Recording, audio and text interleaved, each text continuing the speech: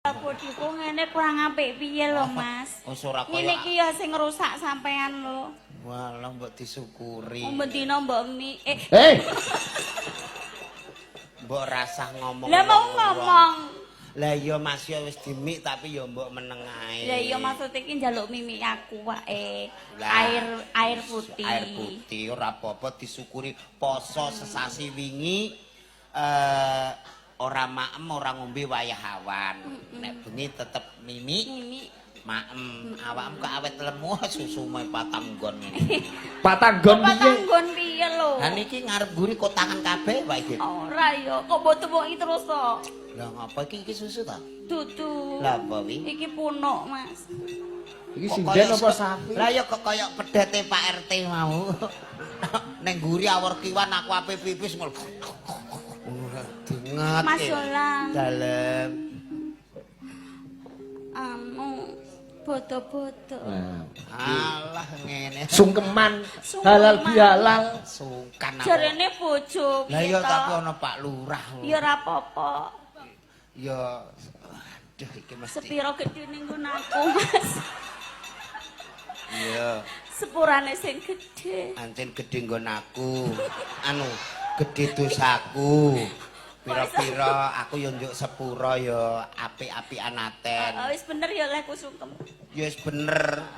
Tapi lah kuwi ngantek ndase poklek tanggunganmu kuwi. Kok metet men? Lah nggih lah wong musoe ke wesi lho, Pak. Lah piye terusan mike diselendi? Heeh. Sepira gedene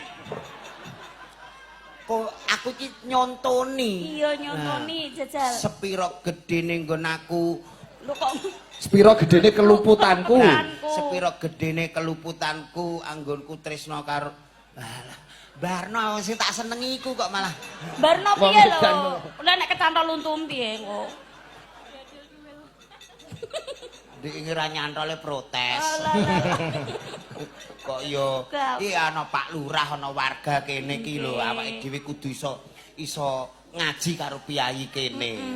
Bar bodoh halal bihalal nanggape wayang. Ndongake Pak Lurah napa Mbak Eni? Nggih mugi-mugi Pak Lurah menika dados pemimpin ingkang amanah. Amin. Mugi-mugi rakyatipun saged berkah. Saged Guyub rukun. Amin. Makmur. Amin. Aminmu kok rene terus lho, Mas. Aku mak teratap ngono lho. Wong urip aja ninggal sangkan paran. Duh, maksude sangkan paran piye? Lah ke wong urip nek ora eling sangkan paran, wong uripe yo mbiyen parane kok kene. Kok kene ndi? Weh, lah kowe ora ngerti to. Awakmu lali nek menjadi seorang ibu. Ya ora lali tapi yo gak ngono Lho kuwi to. piye to bayi nangis iki menenge nggon ndi? Oh iya. Ayo, nek ora ngandel praktekno ambek bayi aku nangis. Bayi tuwek kok. Alah gayamke ya ora tuwek. Adek disinggahno wong wis cap bendera iku. Maksudnya piye? Ayo cap nona kenceng lho iki cap bendera klebat-klebat. Sing klebat-klebat ora mung aku tok lho. Sampe yo klebat-klebat. Apane? Ya ini numpak motor lambemu. Iku kok ya pancen ciri khas. Sudah yang rukun. Nah, iki request akeh banget iki. Napa wae iki? Podang kuning dibawani etok-etoke Mbak Eni gandrung kowe so. Karo tak wacane layange siji, mboko siji. Ya podang kuning.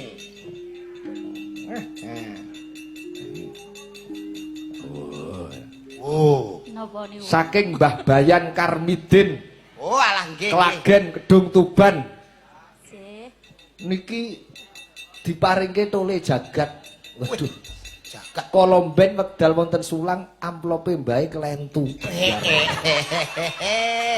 Hah, iki dadi buahe kleru. Oh, alah ancen wong tuwa amplopmu tepek pake le. Iki. Nggih. Katur bucange saking Karang Taruna Sumber. Oh nggih. Nyuwun podang kuning caping gunung. Nggih. Akeh men. Mengke saking Mbak Lurah Sumber Parsito nggih. Kunjuk Pak Yudhistira, Pak Camat dan lain-lain. Oke. Nggih. Coba podang kuning sik. Nggih. Mas Jolang sakniki lemo nggih. Lemu. Nggih. Aku saiki Iso saiki dadi iso. Ih, iso